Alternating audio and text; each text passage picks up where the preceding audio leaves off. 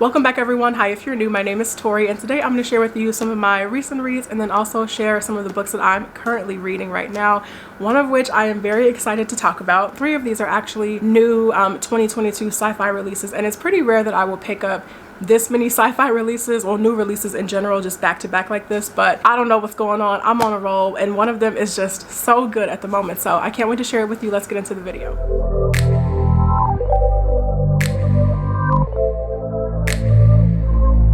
First, I'm going to start with the books that I've already finished, and the first is actually not a new science fiction release, but that book is All You Need Is Kill, and this is by Hiroshi Sakurazaka. There are a lot of things about this that just really did not work for me as the book progressed. So the book is actually split into 4 major chapters, and within those there are these sub chapters, and after the first overall chapter I just felt the story going downhill for me to the point where I was actually about 30 pages from the end of the book really debating whether or not I should DNF it. That's how much I was really not enjoying this as the book was going on. So if you've seen the movie The Edge of Tomorrow with Tom Cruise, that movie was adapted from this story. And so the book, it's an alien invasion, and these creatures known as mimics have been waging war against humanity. And so we have these soldiers who have these special suits of armor called jackets. And so our main character Kaiji that we're following, his whole unit has been tasked with defending this island. And so when the book starts, Kaiji is actually in battle with the mimics and he dies, but he wakes up and has to repeat the previous day leading into the battle, and this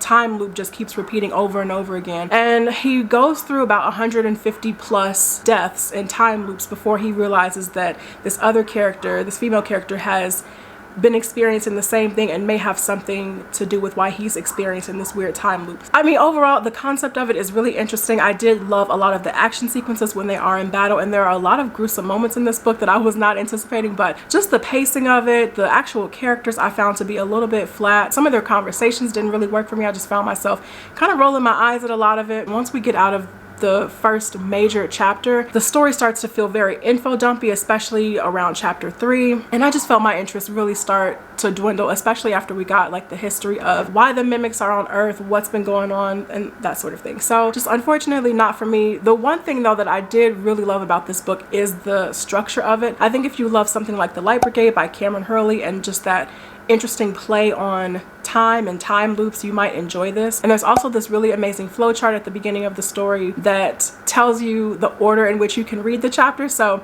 if I loved the book, I would have gone back and read it in flowchart order, but unfortunately it just wasn't for me. So now we're going to get into the new releases, and I finished Mickey 7 by Edward Ashton, and this is one that I enjoyed, but definitely not one that I think, you know, going forward as the months go by, not one that I think will be too memorable for me. It was good. It wasn't, I didn't find it to be amazing. I didn't hate it. It was a fine story. I actually loved the premise and the history behind this world more so than I loved reading about it and reading these characters. I didn't like any of these characters in the story, but the whole premise of it, we have these characters who are going on this expedition to colonize this planet, and they need, it's actually pretty horrible when you think about it, they need someone on this mission who is expendable. And so that's where our main character Mickey comes into play. He's known as an expendable. So when they have dangerous tasks that they need to do, any dangerous expeditions, instead of sending like actual, you know, crew members, they send the expendable Mickey. By the time our story actually starts, Mickey has died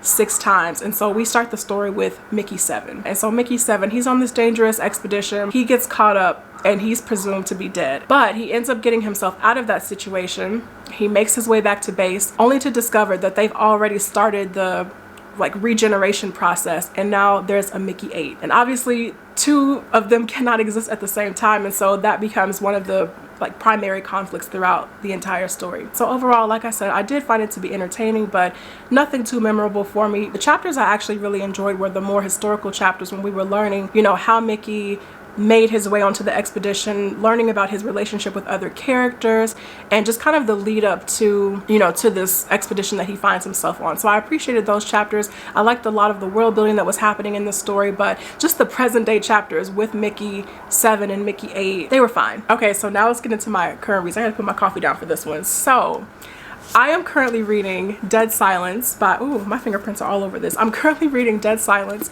by S.A. Barnes. This, you guys, I am actually really enjoying this so far. I will be so sad if this book just goes off the rails, because it is off to such an amazing start. This has been described as Titanic meets The Shining. And so far, it actually is living up to that. So this is a work of sci-fi horror, and I haven't read a lot of sci-fi horror. The two that come to mind right now that I've read are The Luminous Dead by Starling, which I thought was okay. Didn't really love that one. It was fine. And then the other one that I read was Contagion by Erin Bowman. And I actually did enjoy Contagion overall. And this kind of gives me those same Contagion vibes. Actually, it gives me Dead Space vibes. It's so atmospheric already. I really love this main character.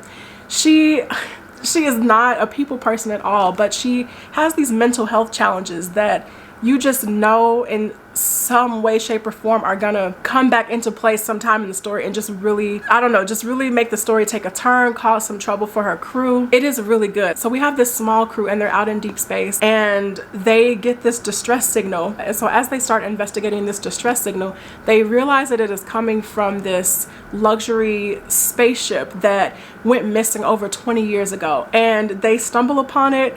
They get off and start exploring it, and things just start already just going horribly wrong. But I love the cast of characters in this so far. I love the way that the story is told. It's so atmospheric, and there are some moments of the narrative that keep getting interrupted by the main character's memories, and so I'm already wondering like how that's going to start playing into the story a little bit more. I really love this so far, so I'm gonna see where this goes. I'm really crossing my fingers though that this does not go downhill, because sometimes with books like this, they start off so strong and then just something will happen midway through the book, or the climax will come and it all just starts falling apart. So I'm hoping that does not happen, because this is amazing. And I love the way that it's being told so far. We're getting the story in present day where you know that something happened to our main character's crew when they went to go investigate this ship. And then the story is being told in the past as we're getting the story of actually like what happened when they boarded the ship. Oh, it's good. I really hope it stays that way. So we'll see at the end of the month what I thought about this as a whole, but I'm really loving this so far. And then the last book that I want to talk about is Hump the Stars, and this is by Jessie Mihalik. And this is one that I think is good so far. It's not blowing me away, but I don't dislike it enough to put it down. It's entertaining. I think it's doing what it needs to do. It's a very solid story. So we're following this main character, Tavi, or Octavia, who is the captain of this bare bones ship. And her crew is approached at the beginning of the story by this enemy general to find this heirloom that went missing. And so she needs the credits. Her crew is falling apart, her ship is falling apart, so she desperately needs the money for this job. So she reluctantly accepts. The general's crew comes aboard. They set off on this journey to find this heirloom. And then obviously as the book goes on, the secrets start spilling out about this general and his people, and the general and our main characters start developing their own relationship. So I am enjoying it overall so far. It does have some really strong mystery elements to it. I'm almost to the midway point in this book, and it's good. Nothing mind-blowing, nothing terrible. It's just a solid read in my opinion. Honestly, my favorite character in here is the pet on the ship. I'm really hoping that she makes it through the rest of the book, because she is actually a really great part of the story. And I do think this is going to be a duology, so if I like the ending, I will be continuing on with this. So that's it for me, you guys. I hope you enjoyed this video. Let me know down in the comments what you've been reading recently, if you've picked up any new sci-fi releases this year, and I will see you guys in the next video. Take care.